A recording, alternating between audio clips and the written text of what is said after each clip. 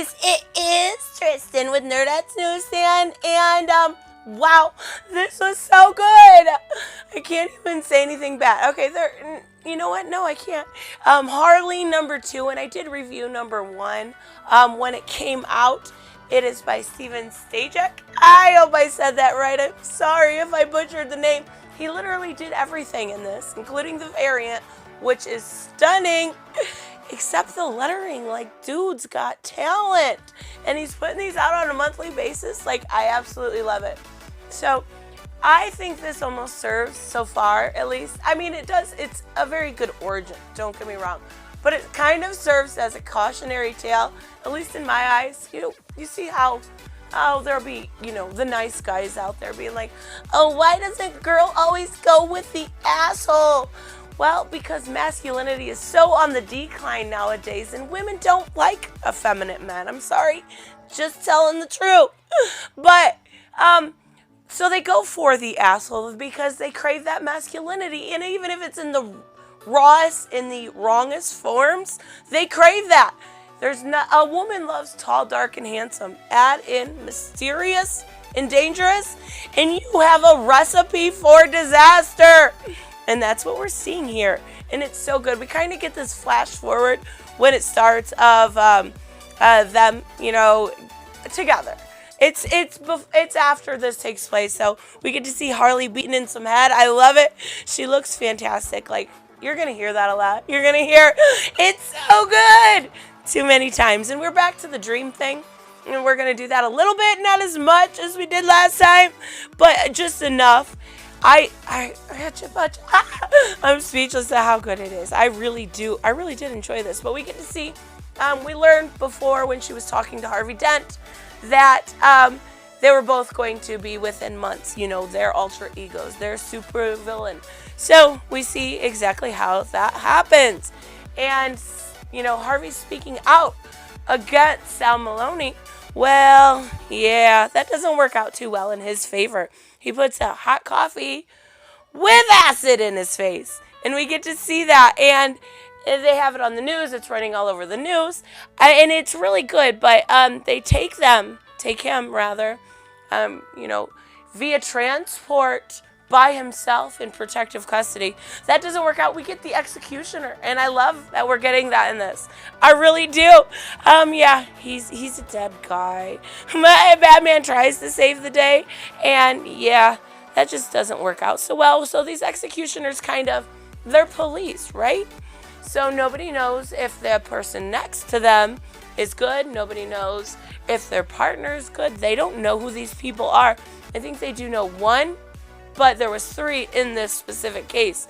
So Harley actually gets to kind of hear what the one that's caught has to say.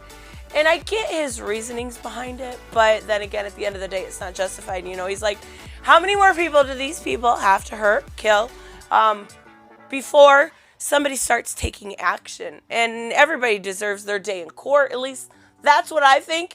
You can't be judge, jury, and executioner all in yourself. It doesn't work that way. We have checks and balances for a reason. We have our judicial system for a reason. But that's not how these executioners see things, and that's obvious. So she wants to kind of talk to Batman, and she wants to ask him, why he believes that, why he didn't kill the Joker, why he doesn't kill in general. And I love this. I'm going to highlight this one spot because I've talked a lot about why I think Batman's a hero, why I don't think he's toxic. I've made these videos before, but this panel was pure perfection. It says, I don't kill because as hard as it is sometimes, it's still the right choice. I don't kill because I don't want to give up on them or on myself. And I said in a previous video that Batman does, at the end of the day, believe that everybody has the ability to do some good in some way. And that's just perfectly highlighting it. I absolutely love, it was just perfect. But we get to see Harley go back, basically, and she's going to talk to Joker. I'm not going to go through this in detail because this story needs to be read. It's worth the money. It absolutely is. It is so good. And I'm reading in digital form, but in printed form. I have one in printed now.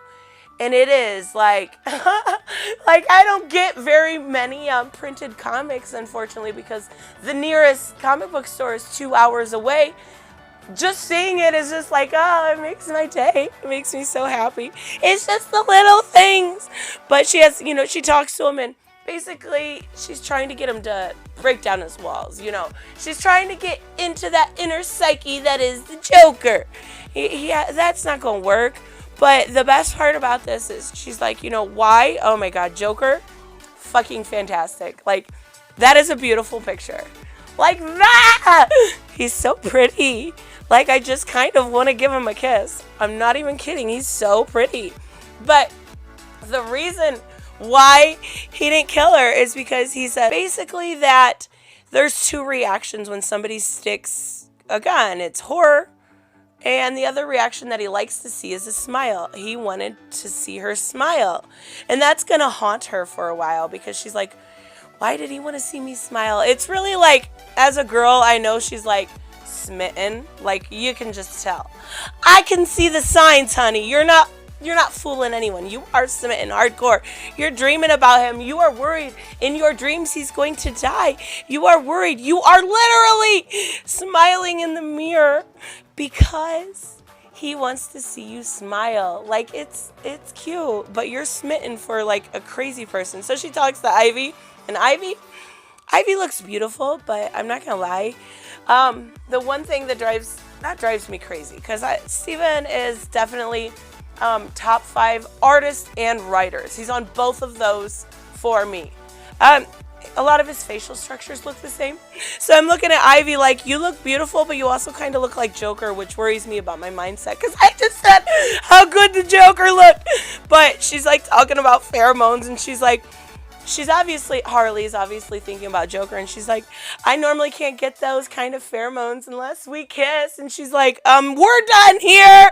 So I love that foreboding to their relationship. It's freaking adorable. So she keeps thinking about that moment, like, he wants to see me smile. Why does he want to see me smile? She goes, oh girl, honey, you are so smitten. I love it. She goes and sees him sleeping. She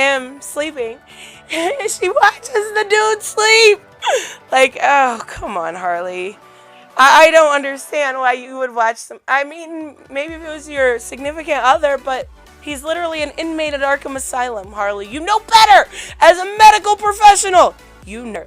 But we get to see Harvey Dent, and we're going to get basically, him being unmasked. Not unmasked, but ungauze, I guess is the best way to put it.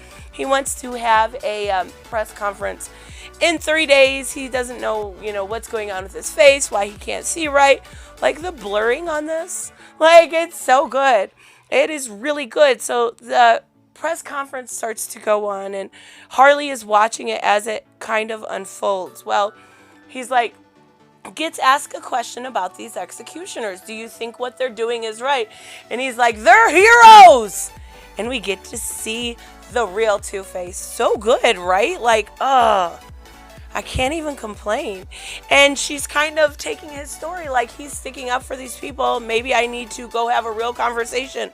She realizes the one thing she never asked Joker after going through I think there were 6 other psychologists and a book and everything else about the Joker. She realizes the one thing that was never asked.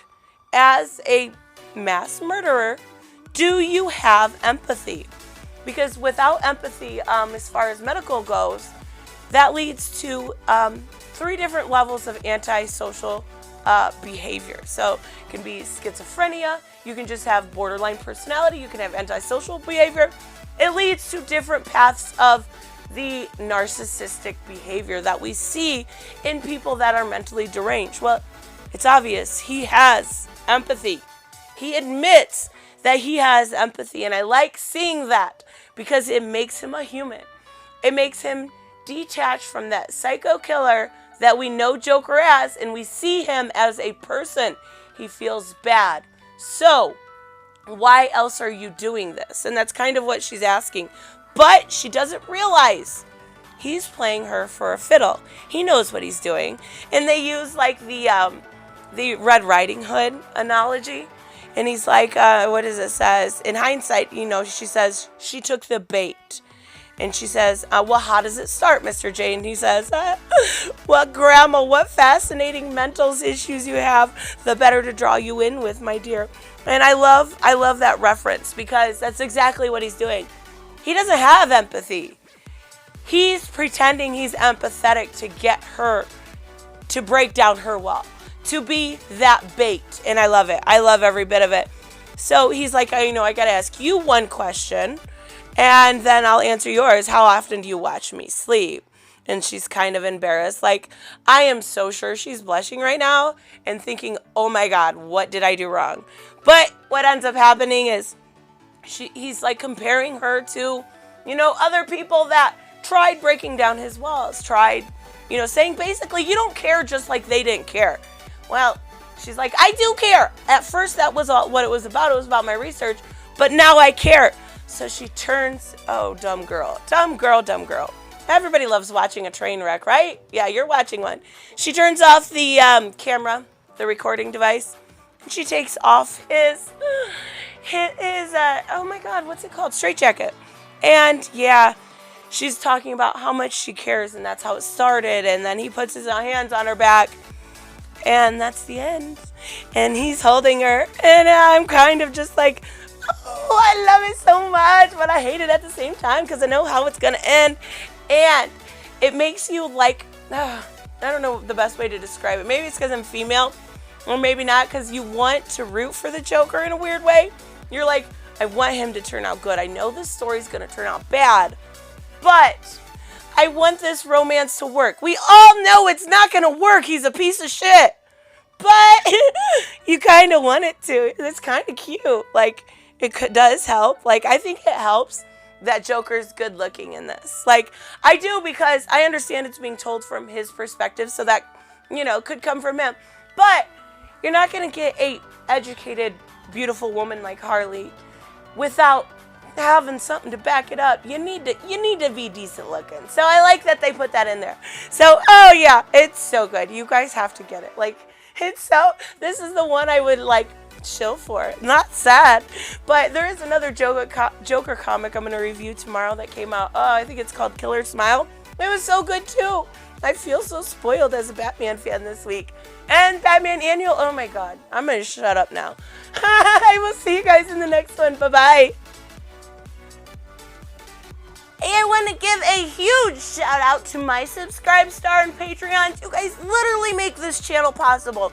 Thank you so much, Sanjuro, Way Else One, BG Torrance, Black Knight Fool, Brucey, Grand Smear, Jeffrey Allen Carnes, Jeremy Burtz, Mike Buckner, Robert, and Timothy French. You guys are freaking amazing.